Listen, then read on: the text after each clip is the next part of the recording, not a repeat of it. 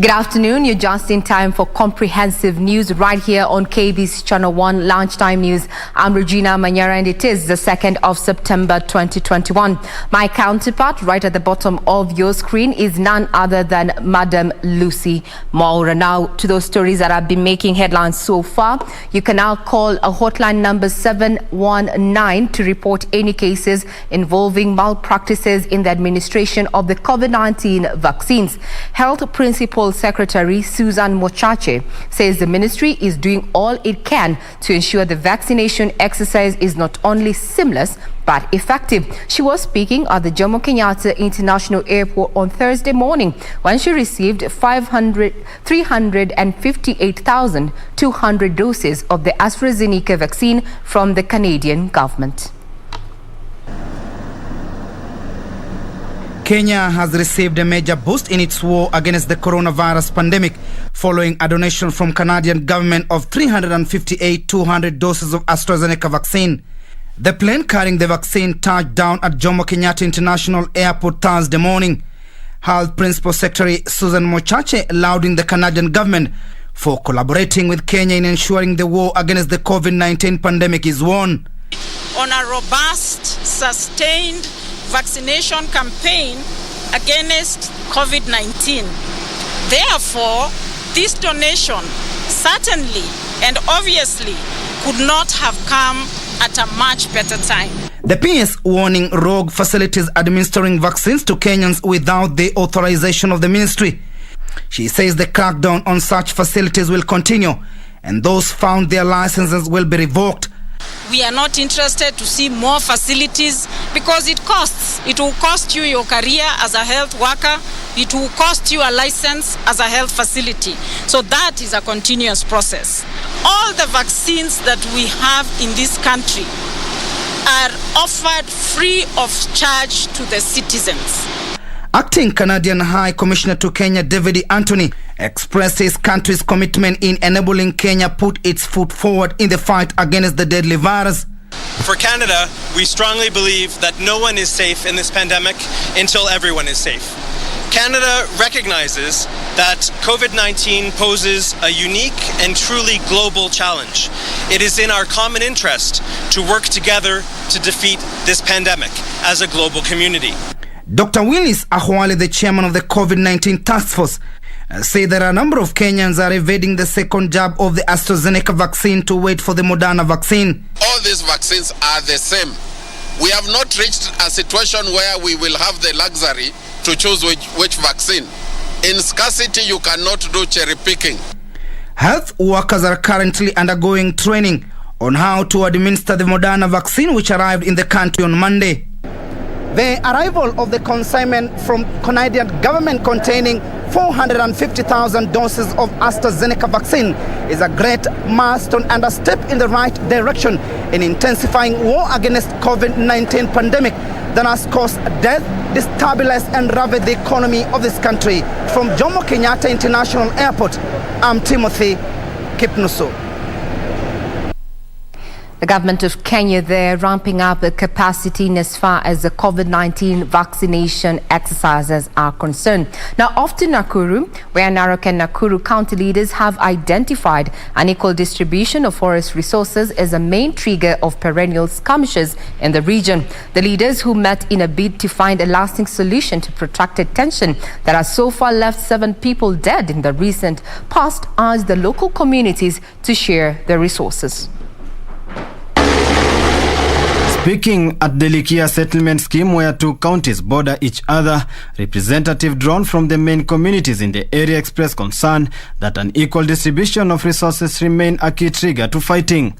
Narok Governor Samuel Olentunai challenged the Council of Elders from the area to engage the youth in frequent peace meetings to avert community clashes. Hao wazee wako hapa na vijana tunaweza kuketi na tupate mwelekeo ya kufanya hiyo zoning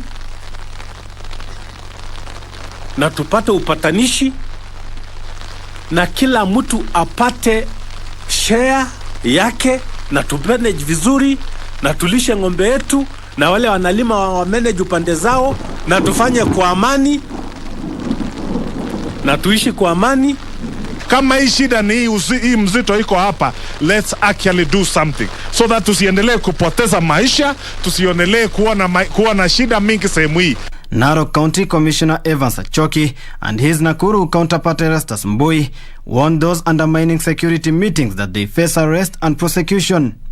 Na tumekubaliana ya kwamba kuanzia sasa na kuenda mbele tuta respond kikamilifu kwa ile distress calls zote ambazo zitaweza kuleta kwetu.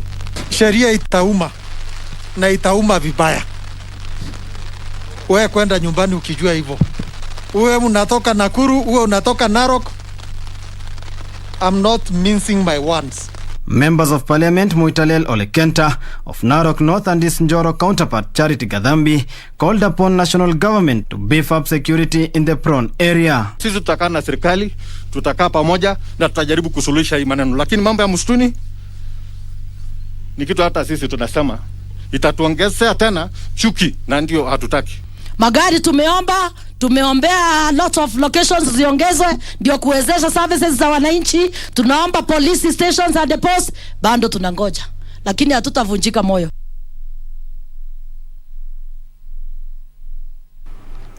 Still on matters security, the government has moved to establish a new police station at Gatongora village of Ruiru, Kiambu County in a bid to address cases of insecurity in the area. Gatongora police station is being set up in an area that has been mapped up as a crime-prone area following a surge of murder, muggings, cattle theft and robbery with violence. The locals say that since the onset of COVID-19 in the country, at least 7 people from Gatongora village have been killed by criminals. Hapa kunakuwa na mauaji ya watu wa motorbike hapa. Kazi hauwezi fanya jioni, unasuburiwa na wakora hapa. Lakini naona venye station imejengwa hapo, tutakuwa tumenufaika na hii station sababu bado itakuwa inatusaidia na mambo ya security. Watu wanauawa sana sana, watu wa pikipiki wanauawa na njia ya unyama, unaona. Area MP Simon Kingara says the police station will be done in phases with a hope to bring administration and government service providers closer to the people and for improved security. Mlandu wa kwanza ni shukuru serikali kwa sababu wametupatia ruhusa ya kujenga police station. It is gazetted police station hapa Gatongora police station, na vile vile wametupatia gari kwa steady by. Tukimaliza mjengo tu mambo itaanza, askari wote tumepewa, na tukaonelea vile iko karibu na ofisi ya chief, tutajengea chief hapa kando. The MP attributed the rising insecurity to population growth, resulting in high rates of unemployed youth and misuse of drugs. Tumekuwa na uvutaji bangi, walagai wanauzia watoto wetu bangi hata kwa mashule. Walagai wanaendelea hata kuuza hizi dawa za kulevya kwa mashule. For Lunchtime News, I'm Nisi Imano Okoth. On to matters of politics, where the Northern Kenya political leaders have pledged to form a new political alliance that will provide the arid and semi-arid region with a unified voice at the national level.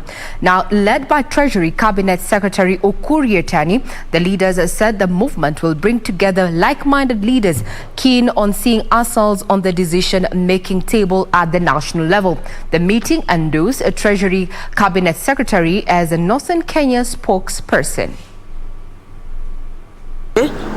Ya kwamba lazima tuwe na movement ambaye italeta sisi wote pamoja ili tuwe na hiyo vyeko ambaye itatuhakikisha ya kwamba sisi watu kutoka hiyo sehemu tuko kwa meza. Hatuwezi kuwa kwa menu kila wakati, na tumekubaliana ya kwamba ni muda mrefu ya kwamba tumekuwa part of menu, lakini leo tumesema hatuwezi kuwa menu. Sisi tuna support, tunaunga mkono rais wetu Uhuru Muigai Kenyatta, na movement yote ya pastoralists lazima ijulikane katika kila pahali bila matatizo. Tunaona kila kabila imeanza kujitenga. Sisi ni wafugaji Hakuna mtu anataka sisi, tumeamua kuwa kwa President Uhuru kwa sababu ndio anatutaka. Sisi hatuna mambo mawili. Asante. That the leaders of arid and semi-arid lands recognize the need to speak with one political voice on behalf of their respective electorates. Further, affirm as leaders of ASAL areas the embracing of a new model of compassionate leadership or uongozi wa watu.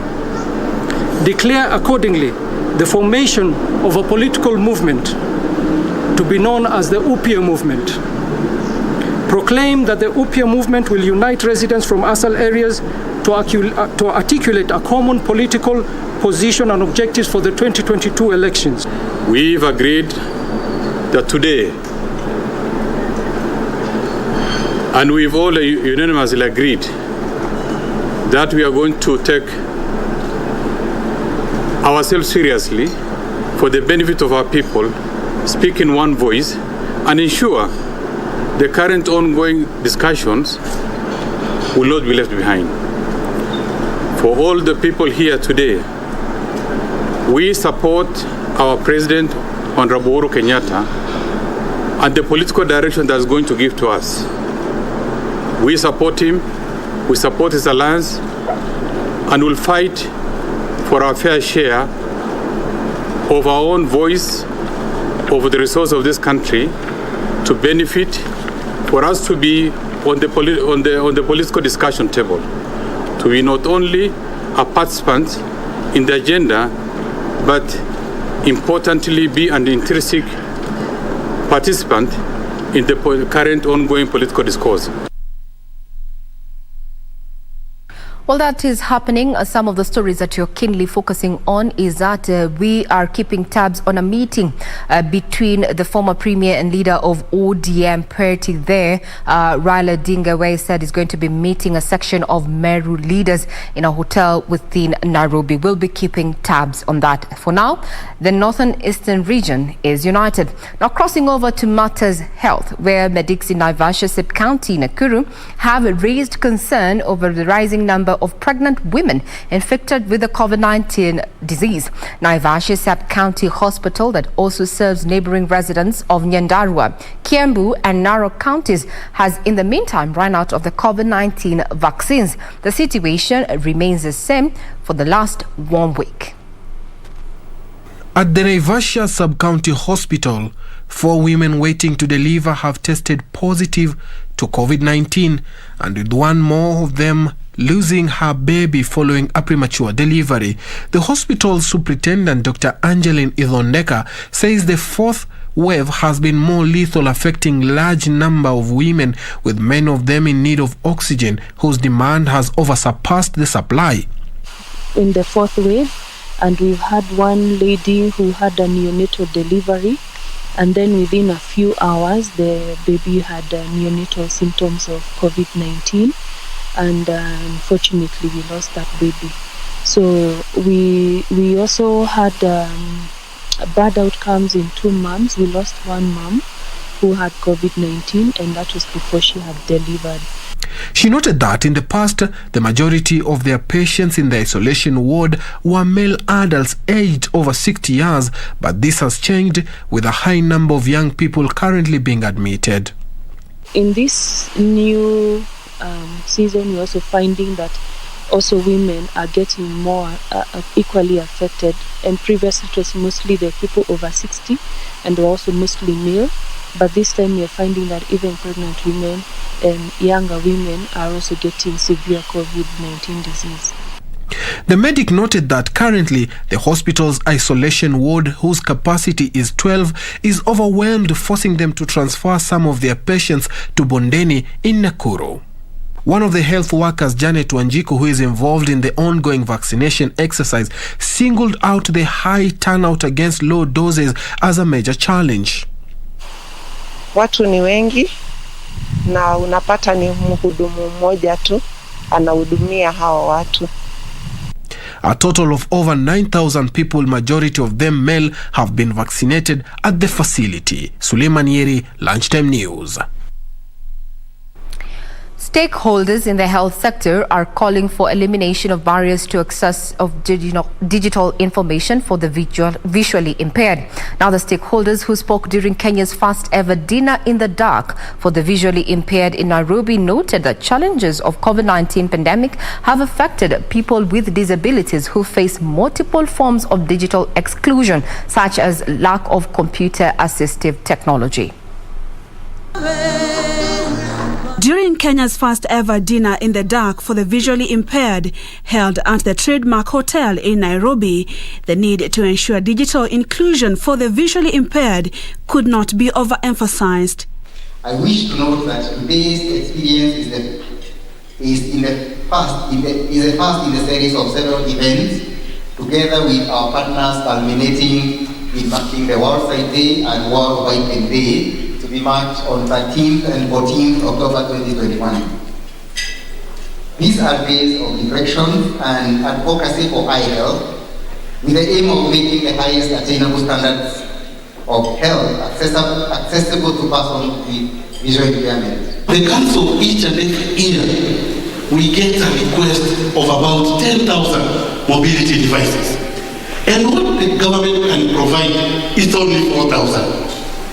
What are we saying here? Led by officials drawn from the Kenya Society for the Blind, stakeholders in the health sector noted with concern that this group of people has been forgotten, if not neglected, for a very long time, a state of affairs that is not only affecting their existence, but their country's ability to attain sustainable development on inclusion for all. Persons with disabilities still encounter various barriers such as lack of accessibility, physical and virtual environments, institutional and attitudinal barriers, exclusion and unequal opportunities. Some even experience gender-based discrimination and violence in all spheres of life in our society. Principal Secretary at the State Department of Social Protection in the Ministry of Labour and Social Protection, Nelson Marwa, assured that the government was going to pump in more resources to the sector. The government of Kenya is therefore committed in ensuring equal inclusion of all Kenyans as a prerequisite to the achievement of sustainable development goals, and its clarion call of His Excellency the President of leaving no one behind. Through the National Council for Persons with Disabilities, services rendered to persons living with disabilities include providing assistive devices, educational assistance and economic empowerment. Purity Museo, Lunchtime News. Still on matters health, the county government of Baringo has given a contractor 5 months ultimatum to complete a stalled 173 million shillings ultra-modern surgical block at the referral hospital in Kabarnet. The 4-story building, constructed under the Kenya Devolution Support Program and financed by the World Bank, was conceptualized in 2015, but its construction is behind schedule.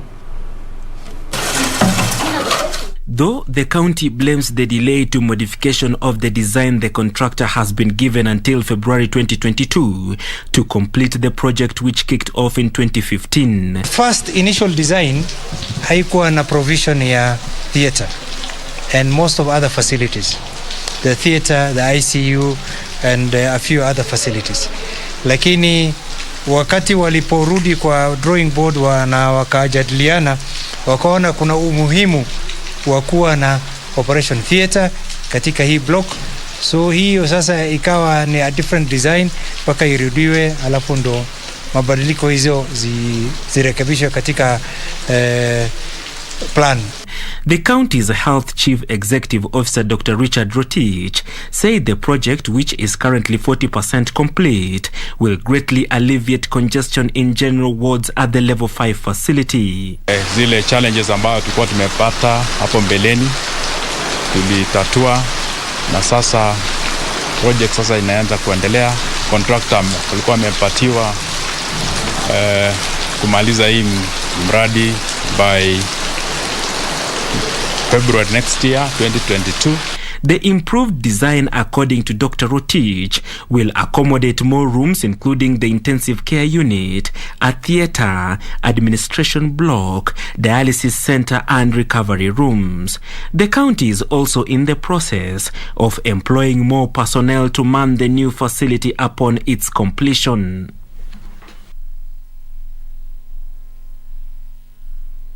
Residents of Hola in Tana River County now want the government to de-gazette the 2,000 acres of Hola irrigation scheme and give it back to the locals. The residents who backed a petition by Galole MP said Hibare on the same want that part of the land subdivided and allocated to them.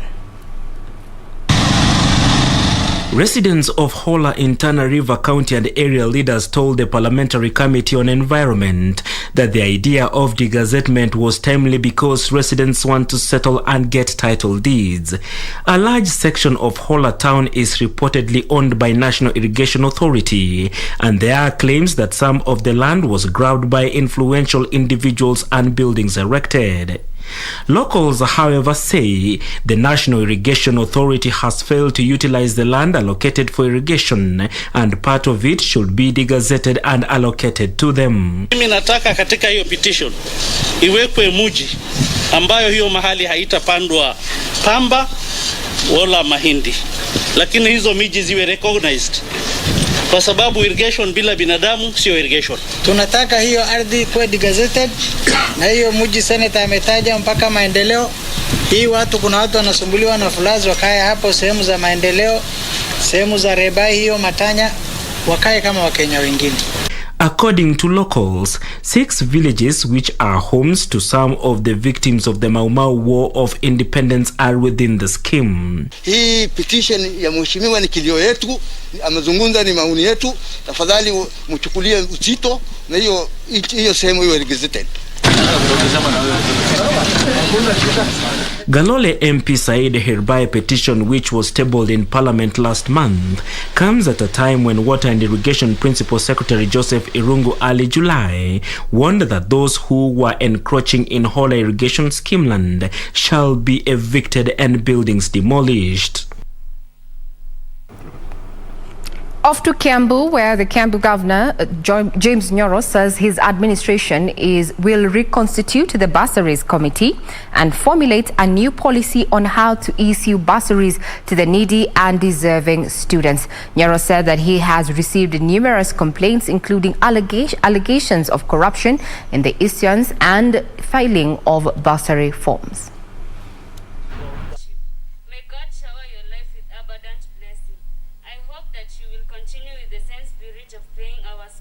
Wengine wetu kama si kusaidiwa hatungekuwa tumefika mahali tumefika.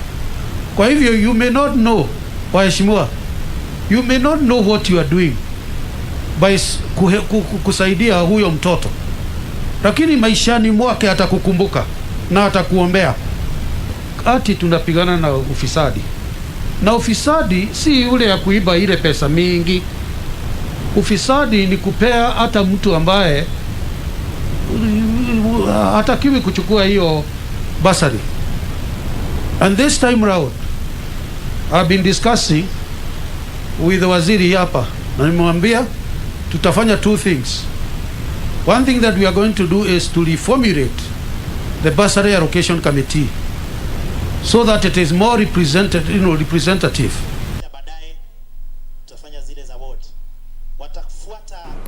On to matters of justice, where demand prisoners at the Manyara GK prison want the judiciary to speed up the appeals processes to allow continuation of their trials. The remandees say they spend many years waiting for the conclusion of their cases, which amounts to violation of their rights. Arimadi, only known as Mohammed, says the process of getting an appeal number is a nightmare, eventually denying the concerned parties a fair trial.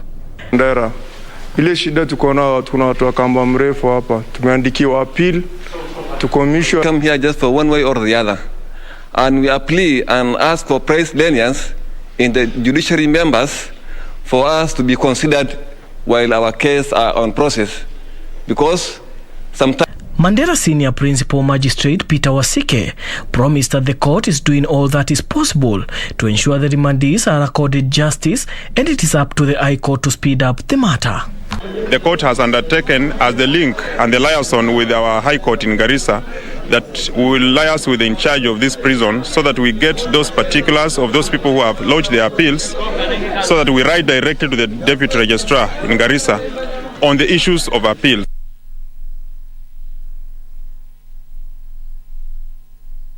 Well, that is in Manyara, but as it stands, there's a saying that goes, justice delayed is justice denied. I hope the appeal from the remandees there in Manyara are not going to fall on deaf ears, and indeed this will be made speedy.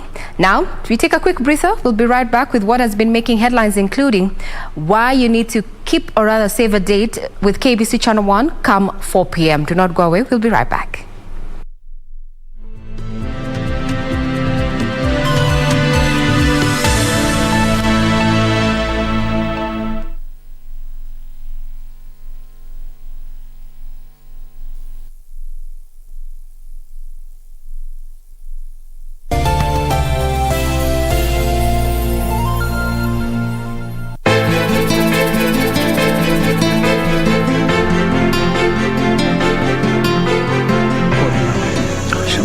Sikujua kama alikuwa ametoka kwenye boma.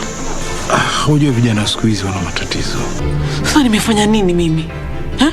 Nimefanya nini? Si umesahau majukumu yako muhimu? Mbona ushtuka kama unaona jini? Mimi nitaka kwenda kujua kwa nini yule mwanamke amenikia sumu. Good morning, Mrs. Dingo. Sarcasm doesn't fit you at all. Na kupatia nafasi ya mwisho kama utaipata.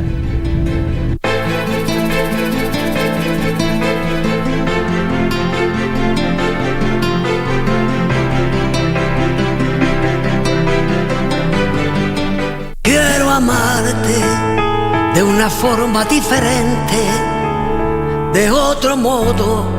You're so happy because you're not thinking. Do you not realize that the case of Horasha was still wide open? They'll keep investigating till the guilty person is found.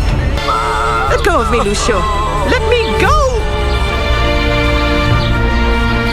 As we all know, this new product is one more source of pride for the company, of which henceforth I am the president. You're mistaken, Cesar.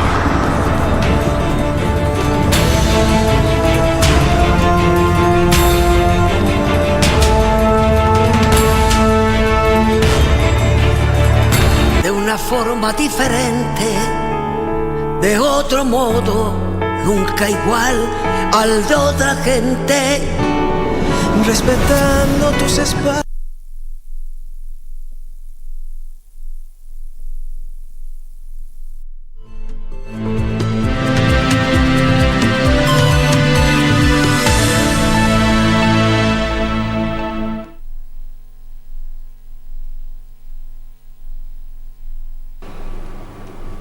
Good afternoon. If you're just tuning in, this is the Lunchtime News at KBC Channel 1.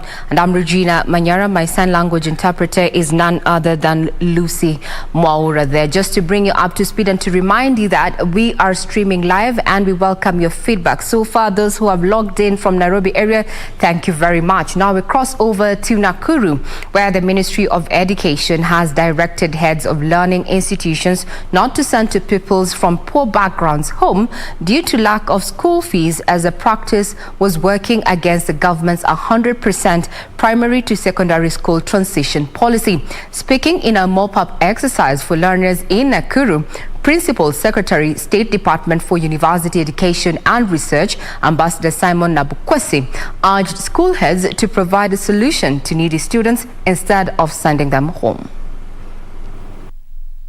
Speaking in a mop-up exercise where 14 learners from the informal settlement were escorted to school, State Department for University Education and Research Ambassador Simon Nabukwesi directed ministry officials to trace all the 2020 Class 8 candidates who are yet to join Form 1. The officials were also tasked to follow up on those who are expectant and ensure they continue learning. And it's the wish of government that every stakeholder supports this policy. The main stakeholders are teachers in schools and in particular heads of schools. Ambassador Nabukwesi added that the government was committed to achieving the 100% transition. I want to encourage that once a child is admitted, please, it becomes your responsibility to ensure that the child is there. Meanwhile, a pair of twins from Nyeri County have all reason to smile after the Central Regional Commissioner Wilfred Nyagwanga paid their school fees and shopping as they joined Form 1. The twins who did KCPE last year were yet to join secondary school due to lack of school fees and other school necessities. And then we want to make sure that this mob up exercise is going on until we complete the 100% transition in the region. That's what we are targeting now. Mohammed Adan, Lunchtime News. Uasin Gishu Governor Jackson Mandago wants the Ministry of Interior to reach out to young people who are yet to get national identity cards. Mandago says such young people are being locked out of employment opportunities because of the ID requirement, which amounts to denying them their rights. Speaking in Soy Sub-County, the governor said that number of young people being locked out of employment opportunities is worrying. Mandago said national identification card was crucial for any young person seeking to acquire driver's licenses and passport, and it was the responsibility of the state to provide the document. Sub-county zetu zote katika county, hivyo vijana wengi walimaliza form 4 hawana vitambulisho kwa sababu ile program ya kukatia wanafunzi kitambulisho kwa shule ilisimama. Sijui ilikuwaje. He cited a recent initiative by his administration to take young people from the county to Finland for job opportunities, but many missed out as they could not process their passports. Hata sisi kama serikali ya county tulikuwa na mradi ya kupeleka watoto Finland, na tunaona baadhi ya wale watoto tuliselect walikuwa wanahangaika hawajapata vitambulisho.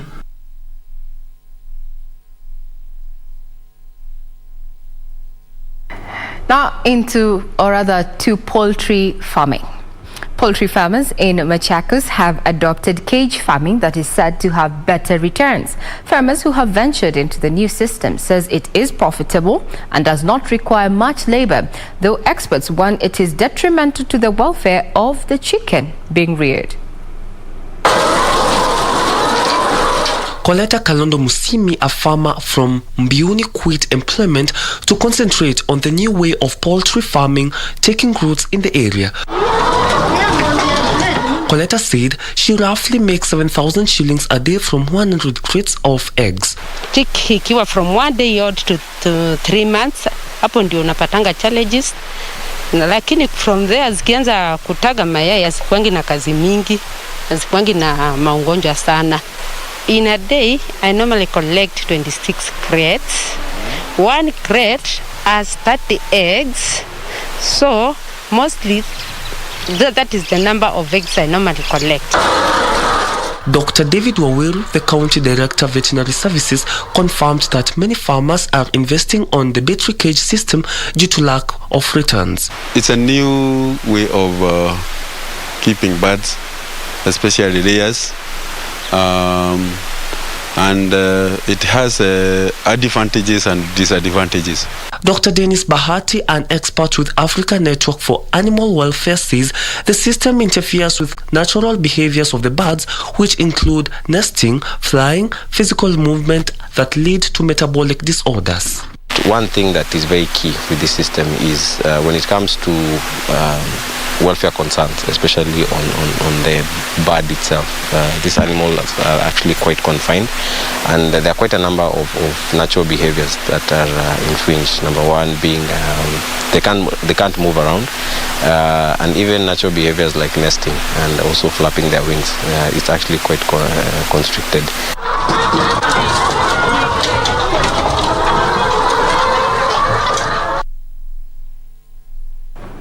Well, matters of poultry farming, chicken and such have been making it to the main headlines. Well, They say it's lucrative.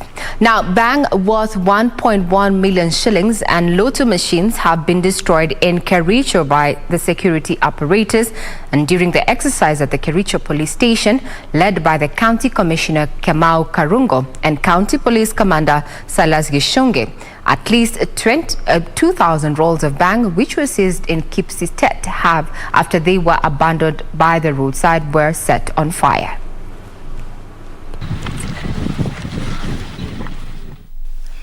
These are the rolls of bang which were seized by police in Kericho.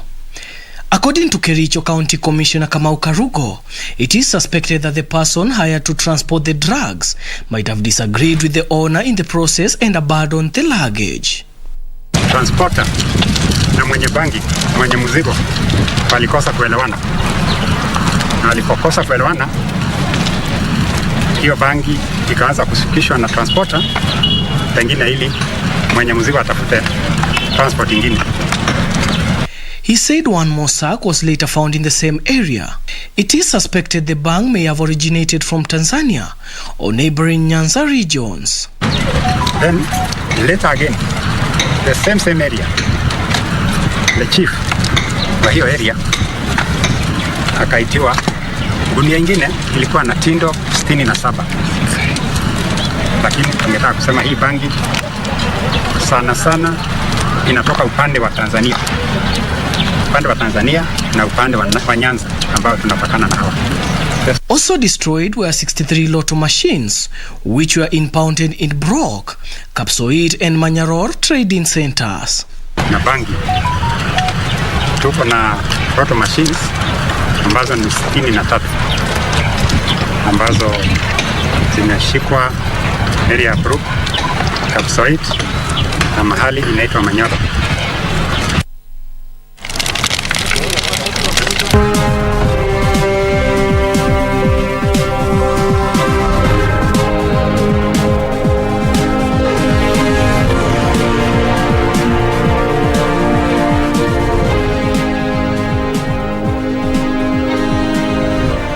Let's talk business, where press release in the Northern Frontier are set to be trained on disease surveillance and proper breeding practices in a bid to improve the quality of animal produced. Now, the training is part of investments in the livestock value chain in northern Kenya, aimed at increasing herders' earnings through increased livestock production. Herders in the Northern Frontier are being trained in efforts to produce quality animal products that can fetch more in the market. Experts believe that livestock value chain has been dominated by middlemen who offer low prices due to their poor quality livestock. Na changamoto mengi katika ufugaji wa mifugo katika kaskazini mwa Kenya, kuanzia katika lishe, kuanzia kupitia mifugo na soko. A consortium of NGOs have started offering training to herders on proper livestock husbandry to increase the quality of animal products. They will be trained on disease surveillance, diagnosis and treatment, as well as best breeding practices. Huge issue with animal health and disease management across all the counties, and to the extent that we can better livestock keepers in their ability to identify diseases and do the corrective, take the corrective measures. Benson Rioba reporting for Lunchtime News.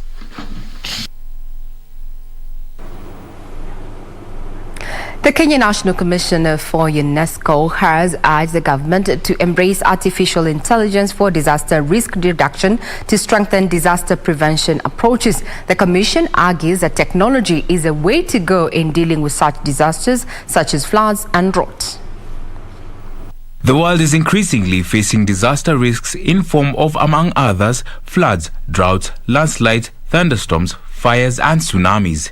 The Kenya National Commission for UNESCO CEO Dr. Evangeline Njoka says the frequency and impact of this disaster on the economy and people are poised to increase because of climate change. Artificial intelligence is not new to us. You know, you've seen the use of drones, being used to undertake some of the tasks that are undertaken by human beings. So using this AI chat box, it is envisaged that we shall reduce the risks that occur, when a disaster happens, She is challenging stakeholders in disaster risk reduction to leverage emerging technologies such as artificial intelligence to solve world problems. Once they are trained or they know about the application, they can use the application and report on the disaster management. And this chatbot, it's able to answer questions. You know, citizens can engage.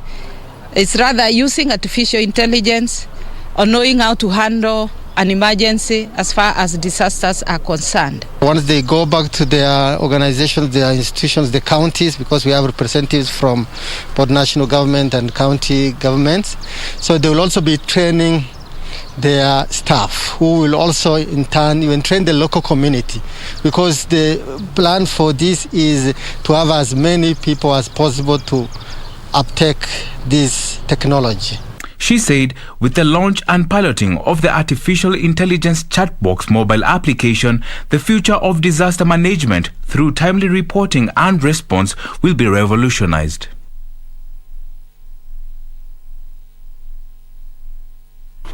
Across the globe, Facebook says it will took part in an effort to help Facebook says it's going to put up effort to help 175 citizens leave Afghanistan after the Taliban took control of the country. The company said some staff members were also on the flight to Mexico City. The Mexican government confirmed the flight was carrying activists and independent journalists along with their families, including 75 children. Details of this and other stories from across the globe. The Mexican government said the group of Afghan citizens comprising of social media workers, activists and independent journalists and their families arrived in the country on Wednesday. Facebook declined to give any further details due to the ongoing security situation in Afghanistan. Multinational companies and organizations have continued to pull out of Afghanistan. 2 weeks ago, Facebook brought in new safety measures for users worried for their safety in Afghanistan as the Taliban continued to cement their grip on power. The company says it will continue to ban Taliban content from its platform as it considers the group to be a terrorist organization. Meanwhile, a branch of McDonald's in Oregon, US, is calling on 14 and 15-year-olds to apply for job vacancies in the restaurant amid a shortage of fast food workers. US job vacancies hit a record of 10.1 million as its economy added more jobs than expected since July. So far, the franchise has seen a spike in applications since making the offer, which complies with American labor laws. This comes as fast food and other outlets across the US struggle to fill vacancies despite COVID-19 restrictions.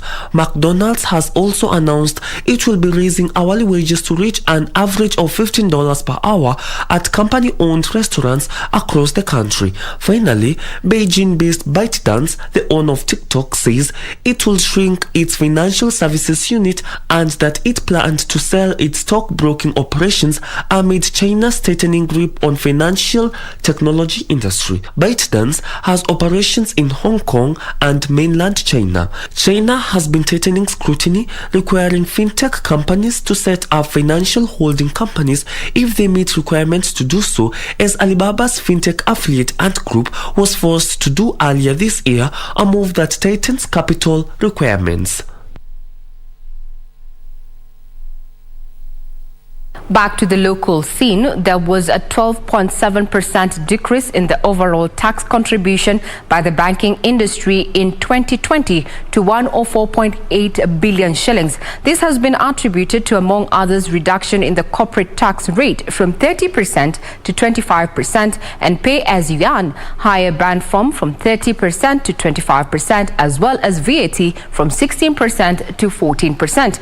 Banks are projecting an increase in non-performing loans as businesses struggle due to suppressed business environments blamed on the COVID-19 pandemic. The banking industry is among key contributors of taxes to the government, contributing 27% of all corporate taxes collected in Kenya in 2020. However, in the latest banking sector total tax contribution report, the contribution of banks declined by 1.2% year-on-year in 2020 due to disruptions caused by the COVID-19 pandemic.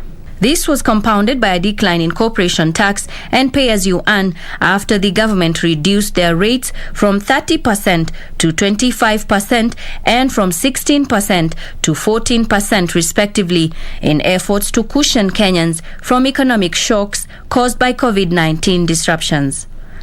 Loan loss accommodations absorbed 45.7% of non-performing loans in 2020 compared to 40.2% in 2019. The economy experienced a depressed performance and the quality of assets, with provisioning for loan losses increasing by 47.5% to 198 billion from 134 billion in 2019. The government receipts increased by 2% from 2019 to 2020, while in comparison, the total tax contribution by the participating banks declined by 13% from 2019 to 2020. The report indicates that there was a 42% decline in excise duty collected by the banking industry last year due to a directive by the central banks that lenders waive fees on money transfer service between banks and to mobile wallets, as well as balance inquiry charges. I urge you to continue upholding and embracing tax compliance. In addition to being among the top tax compliance sectors in our economy, this sector is a key revenue stream that significantly contributes in domestic revenue collection.